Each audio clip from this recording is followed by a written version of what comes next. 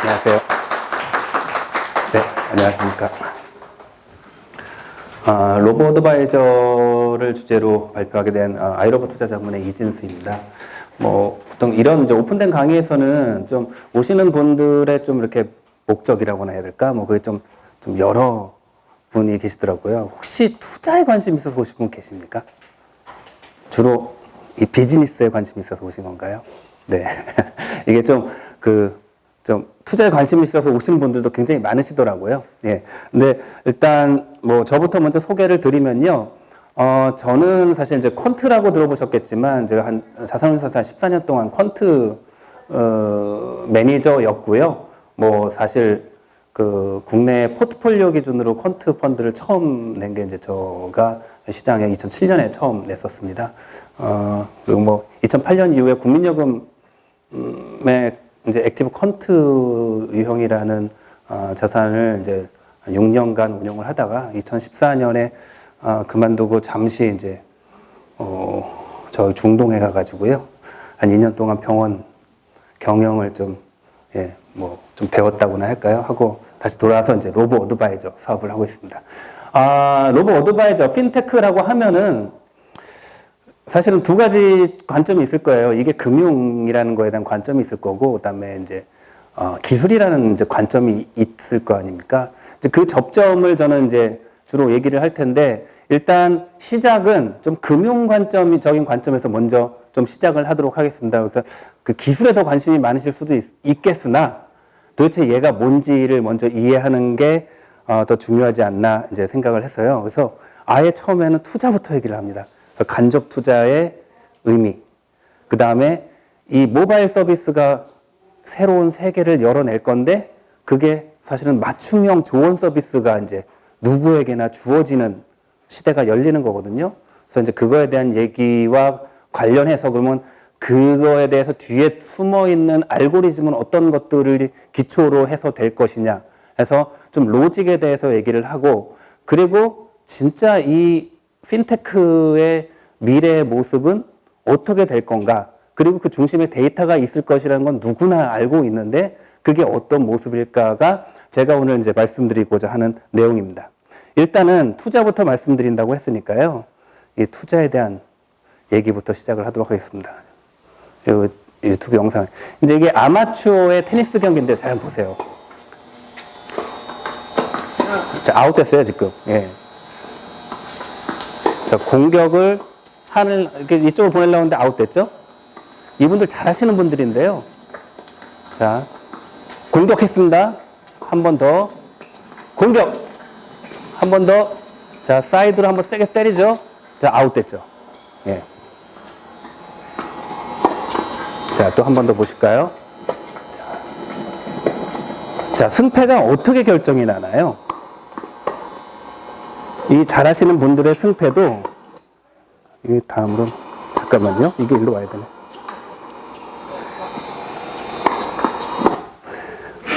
이 잘하시는 분들의 승패도 사실은 실수에 의해서 승패가 결정이 납니다. 그걸 캐치를 하셨는지 모르겠는데, 그래서 이제 금융의 거장이신데요. 찰스 앨리스라는 분이 1975년도에 루저스 게임이라는 표현을 썼어요. 지금 이제 국내에도 이분의 책이 3가지가 나오는데 가운데 있는 게 그거에 대한 책입니다. 우리말로는 투자의 법칙이라고 되어 있지만 원 제목은 이제 Winning the Losers Game이에요. 그럼 이게 뭐냐? 루저스 게임이 있고 위너스 게임이 있는데, 위너스 게임이라는 건요, 내가 공격을 해가지고 그 공격이 성공해서 승패가 결정나는 상황을 의미를 하고요. 루저스 게임은 내가 공격을 했는데 그 공격이 실패를 해가지고 승패가 결정나는 상황을 얘기를 하는 거예요. 그런데 테니스 경기든 모든 아마추어 경기는요, 루저스 게임이라는 거예요. 공격하는 자가 그 실패로 인해서 상대편이 이겨버리는 그런 상황. 그래서 실수를 컨트롤하는 게 훨씬 중요하다. 그런데 주식시장도 그런 양상이다. 라는 게 이 골자입니다. 예. 그러면은 그래서 70년대 이후에 80년대 들어서 미국에서 이제 자산운용이 위험 관리를 이제 굉장히 중요시하게 여기게 시작되었습니다. 자, 또 다른 말씀을 좀 하나 드릴게요. 사실 투자에 관심 있으신 분들은 뱅가드라는 회사를 잘 아시고, 이제 존 보글, 창업자, 존 보글이라는 분을 잘 아시는데, 이쪽 사이드에서는 굉장히 유명한 분이세요. 이분이 뭘 성공시켰느냐? 인덱스 펀드 회사를 차려가지고 성공한 사람이에요. 네. 근데 이제 이 좌측에 있는 논문이 그거를 뒷받침하는 85년도에 나온 논문입니다. 그래서 이 저자는 어떤 연구를 했냐면은 1980년대 10년 동안에 이 미국의 S&P 500 지수가 평균 이 정도의 수익률을 냈는데, 그런데 펀드 매니저들의 평균 수익 성과는 그보다 못하더라. 그럼 액티브 펀드에 투자를 해야 되는 게 적합하지 않다고 본다 라고 얘기를 했어요. 그래서 인덱스 펀드의 의미는 뭐냐면요, 여러분들의 주식형 펀드에 가입을 할 때 보수가요 한 2% 됩니다. 적어도 이런저런 다 포함해서. 근데 인덱스 펀드는 보수를 확 낮춘 거예요. 그러니까 일단 보수에서 1% 이상 차이가 나서 처음에 내가 손해보는 게 적은데, 액티브 펀드는 사실은 더 좋은 성과를 내달라고 투자를 한 건데 평균보다도 못해요. 인덱스 펀드는 이 정도는 나오는데. 그러니까 두 번 손해가 나는 거죠. 예. 근데 사실은 이 논문은 그렇게 얘기를 하고 있는데, 이 논문의 앞을 보면요, 70년대는 반대로 펀드 매니저들의 평균 성과가 S&P 500보다 좀 나았었습니다. 근데 제가 다른 자료를 보고서 깨달은 게 있었는데 바로 이겁니다. 미국의 투자자들의 구성비예요, 주식시장에.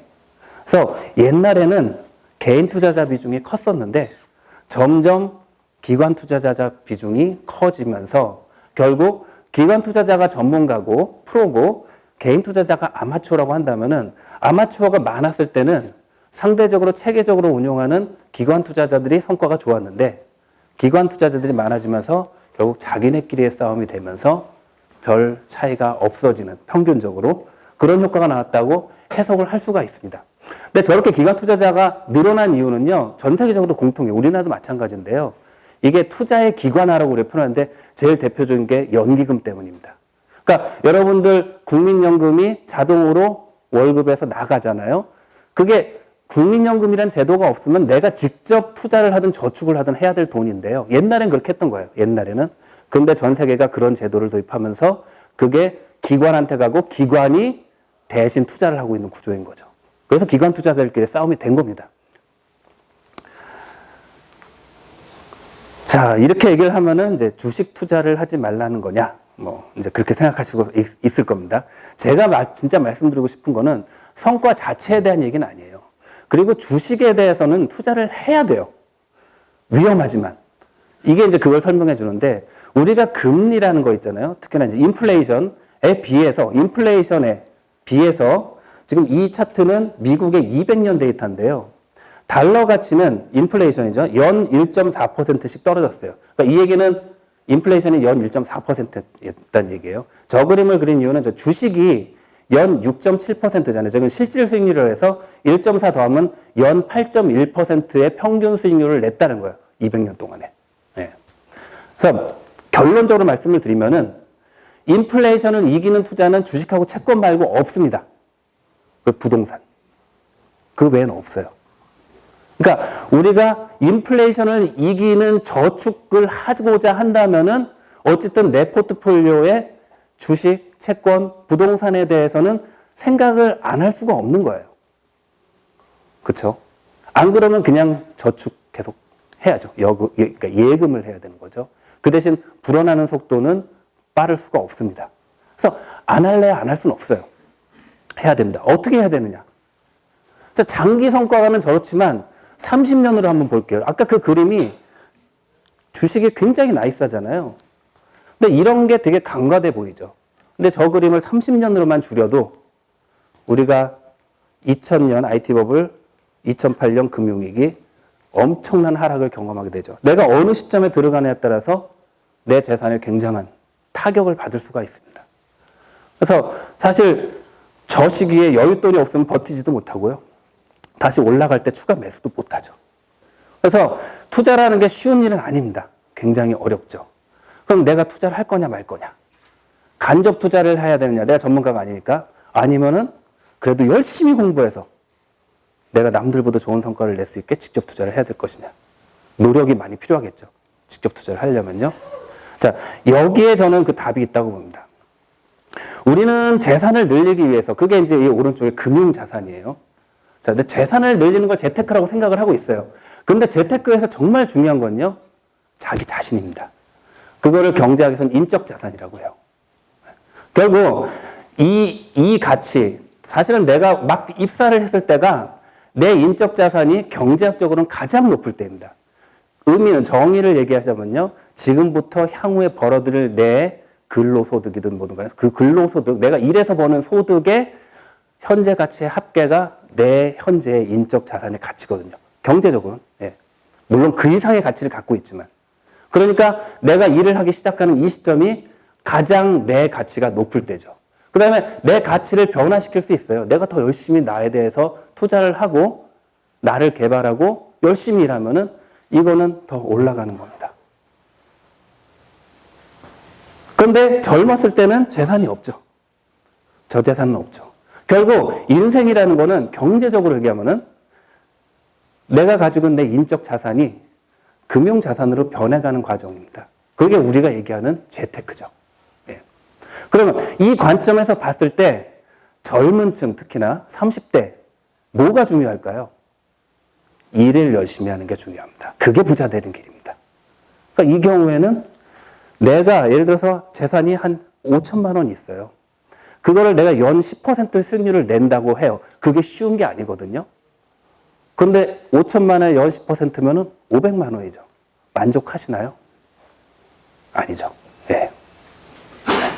어떤 게 중요한지가 생각될 겁니다. 근데 내가 열심히 일해가지고 돈을 계속 저축해서 쌓아서 내가 40대에 가서 내 재산이 한 5억이 됐어요. 자, 5억은 10%는 5천만 원이죠. 내 연봉과 맞먹어지기 시작합니다. 중요하죠. 이 돈을 굴리는 게. 그래서 우리는 좀 착각을 하고 있는 게 있는데, 돈이 돈을 번다고 하는데요. 돈이 돈을 버는 사람은요, 극히 일부입니다. 예. 그리고 젊었을 때 그런 건 아니에요. 뭐에 집중을 해야 되느냐? 내 가치를 올리는 데 집중합니다. 여기에 계신 모든 분들이 그래서 오신 걸로 저는 알고 있습니다. 그래서 젊을 때는 간접 투자가 사실은 더 답이 될 수가 있겠고요. 예. 재산이 쌓이면은 좀 더 적극적으로 투자를 하셔야겠죠. 예. 근데 이 금융 산업은 좀 이상하게도요, 젊은 사람들한테 대한 간접 투자의 기회가 잘 주어져 있지 않아요. 예. 왜냐하면 돈이 안 되거든요. 그게 이제 로보 어드바이저, 핀테크가 할 일입니다.